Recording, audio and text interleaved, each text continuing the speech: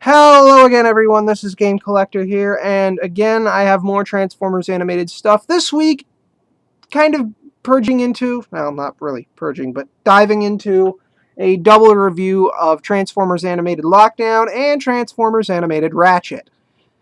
Now, there's kind of a bit of a story behind this before I actually go into the review.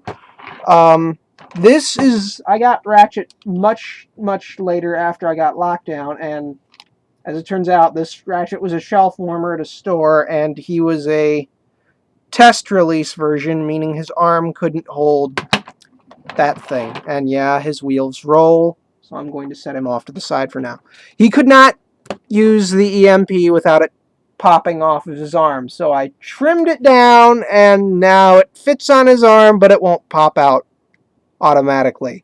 I have to manually make it pop out before it goes on his arm. And as for Lockdown, long ago when I had intended to review him, and this was quite a while ago, almost a year if not more, he was in working condition. Now these two parts on his back, which you will see later on, are broken. The peg that holds it in place between what will be his arms are broken. So first of all, I'm going to start with Lockdown, and unlike the cartoon counterpart, his toy isn't exactly all that detailed. All four of his wheels roll, and he turns into a futuristic muscle car that looks like a cross between a Corvette and I think what they said, a Cougar? I don't quite remember. Like I said in last week, I haven't been doing my research as of late because, well, just to let you know, most of my reviews are popped out 2 at a time, so while I may be saying see you next week and last week, what I'm really thinking of in the back of my head is about 10 to 20 minutes ago. So yeah, just that tiny little tidbit of information for you.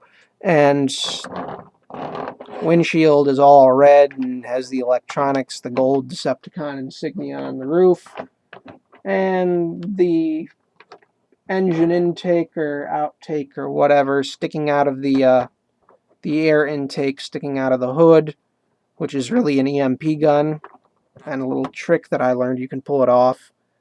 And this little tiny piece sticking out. Ah, crap! That wasn't supposed to happen at all. Oh, crap. Well, some things become setbacks and some things become common internet comedy gold. Okay, that's one. Press down a little harder. Maybe I should use... There you go. Use the back of your fingernail, preferably on your thumb.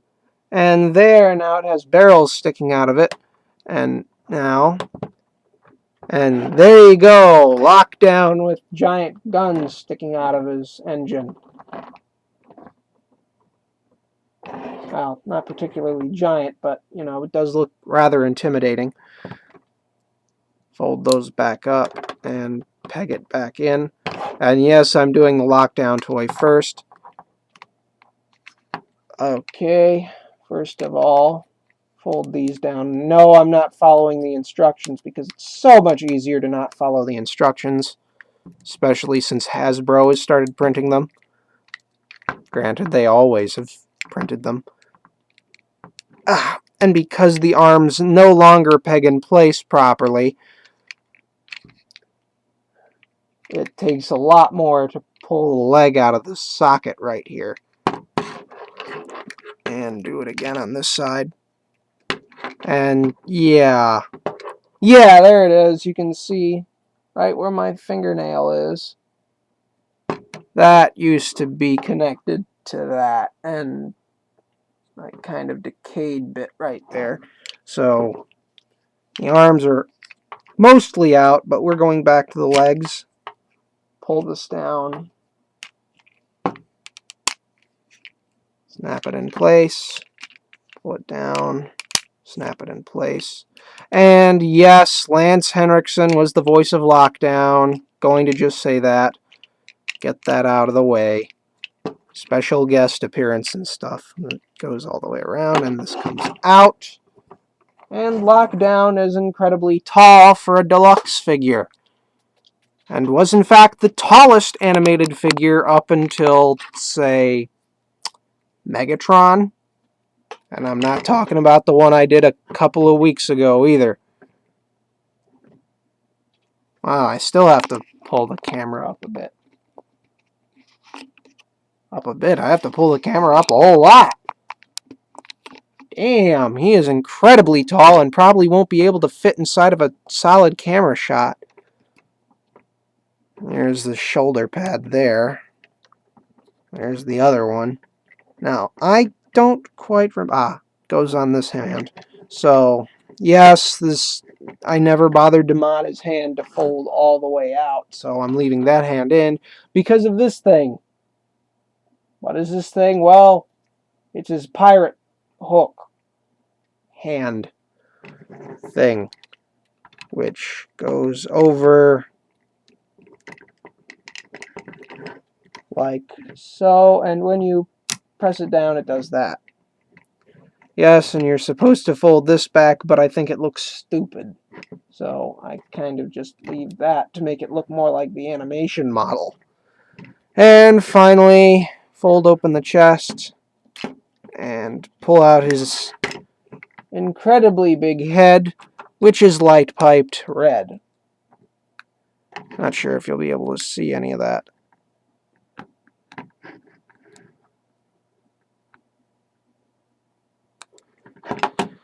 Yeah.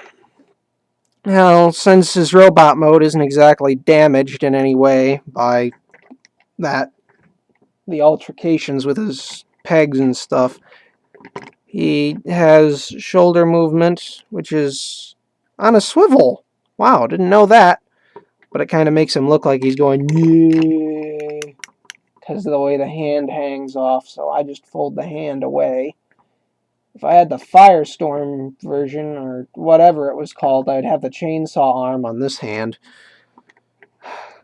See if you can help me out with that. Because animated toys aren't exactly as common as they used to be. Folds up and down. And go like that. The elbow is also, well, he has double jointed elbows, one on a hinge and one on a ball joint. The hand is on a hinge. Not that I really use it. I'm not exactly sure what his head is on. It's probably on a ball joint or something. I can't exactly tell because it's literally just sealed in place. Well, not literally sealed. The head can kind of turn 360 degrees, or at least do a 90-degree turn and then get stuck. Hips are on ball joints. The knees are on a hinge, and the feet are also on a hinge, but that's mostly due to transformation.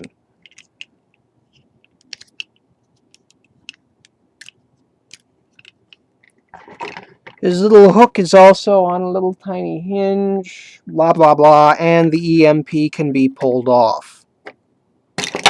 And so can that piece right there. I'm just going to put the hook hand back on. We're going to set him off to the side to make room for the co-star of the show, which you can't see because the camera is still tilted up, and it's Transformers Animated Ratchet. Now again, I got him quite a while ago, and I think he was one of my last animated figures. That was mostly due to the fact that he was a shelf warmer, and I don't remember where. It was either at a Target, a Meijer, or a Walgreens. Now, for those of you who watch this and don't know what Meijer is, it's essentially the Midwest area version of Walmart, only cleaner. It's like Walmart with just a little bit slightly higher standards. Only just slightly. That aside, he's an ambulance, support vehicle, whatever, and he has rolly wheels. That's it. Now to his robot mode. Take this rear section, pull it up. This will come into play later. There are his arms. Those will be done with we'll do something with those later, but in the meantime, pull this entire bottom carriage out. Now you can fold these flaps up slightly. And now that later time has come. Pull out the thumbs, which makes them look wonky. And then the hands. Fold the thumbs straight if you can.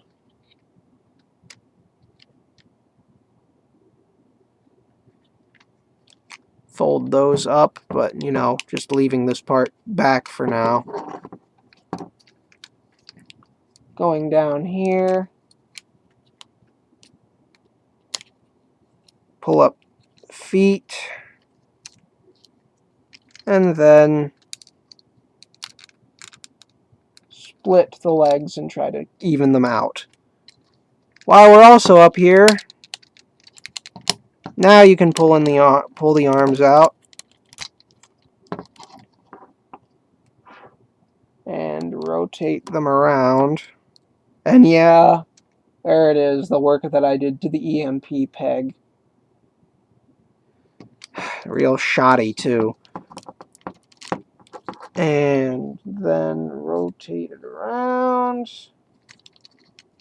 Fold the arms out, but we're not quite done yet because while this part may be up and everything, I have to fold in his paunch.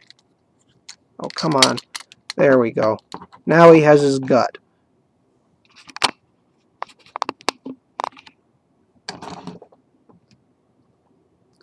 And then you fold that back, and the camera is reacting poorly to all the red. And then fold this backwards. Push it down, and his head springs right up. Yes, my camera doesn't seem to like the color red. Because from my point of view, everything looks kind of reddish orange on my camera screen. It's not pretty. And his eyes are light piped blue. Let's see if you can see that. Now, one of his gimmicks is when you pull his elbow up and his hands are open, the magnet thing, which looks like a wrench, pops up. You can close his arm, which kind of means he has no real elbow movement because it's gimmick-laden. Spring-loaded gimmick-laden. See, even if you close the fist, the thing still pops up.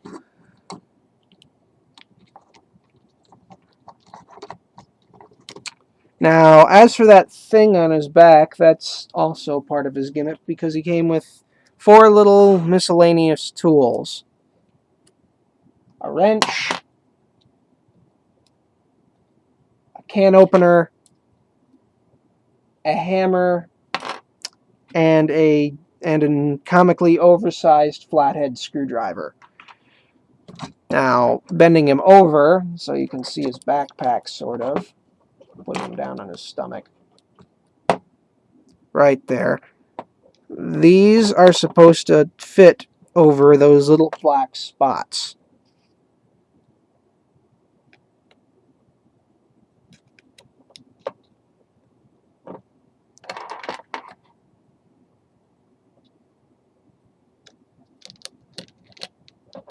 And don't always want to cooperate with one another. Here's the hammer.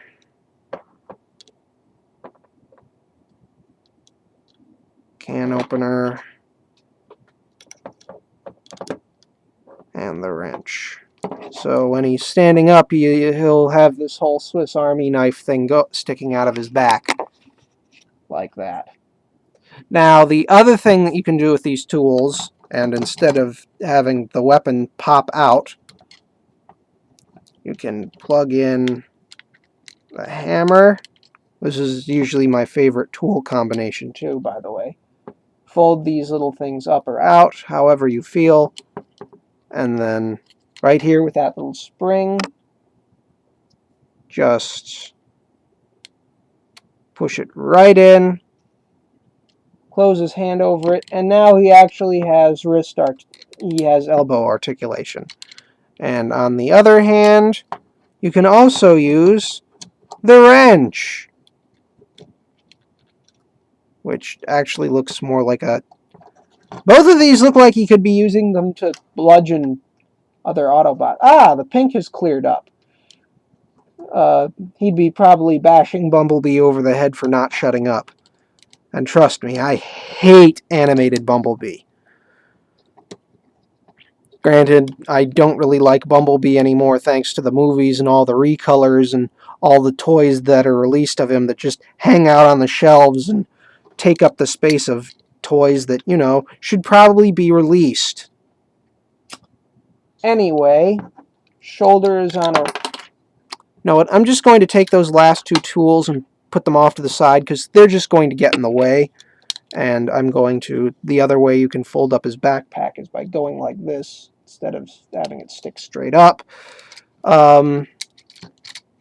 His shoulders are on a ratchet joint, no pun intended, even though it's there anyway. He has a wrist swivel, or an arm swivel, or bicep swivel, and an elbow joint. Thumbs. His thumb is on a swivel, but his hand is on a hinge. The thigh on a swivel joint as well. Knee is on a hinge naturally, and yes, there's thigh swivel. And the feet are also hinged in a sense. Flatten him back out. His neck is on a ball joint, but a very poor one, because he can't really turn it. Oh, he can do a 360-degree head turn. And he can look up and he can look down. And yes, he does look old and grumpy, but he doesn't have the little eye dots that would have been nice to be included in the head molding. And because of this, yes, there he is with the EMP generator that doesn't completely fit on his arm properly.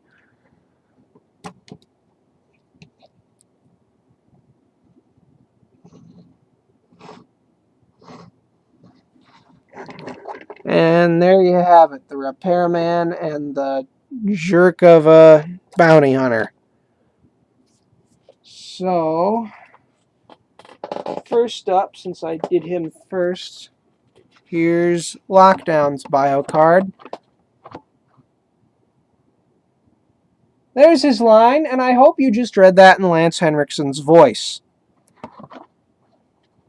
Now, while it does say Decepticon, the funny thing is, in the show, he had no faction symbol on him anywhere at all. His excuse for working for the Decepticons was they pay better. So just read that there. And then his galactic powers and abilities. Blaster shuts down most robotic circuitry, can track a target even across light years. Once target is locked, he always catches it. So yeah, there's a recap. Pause if you didn't read it the first time. And here's the other card. There's Ratchet's quote.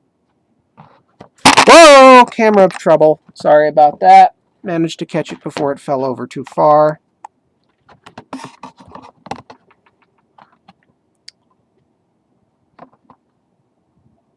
Here's Ratchet's bio.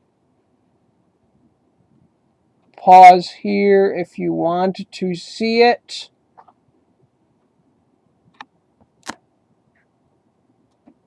galactic powers and abilities. Huge array of surgical and mechanical tools.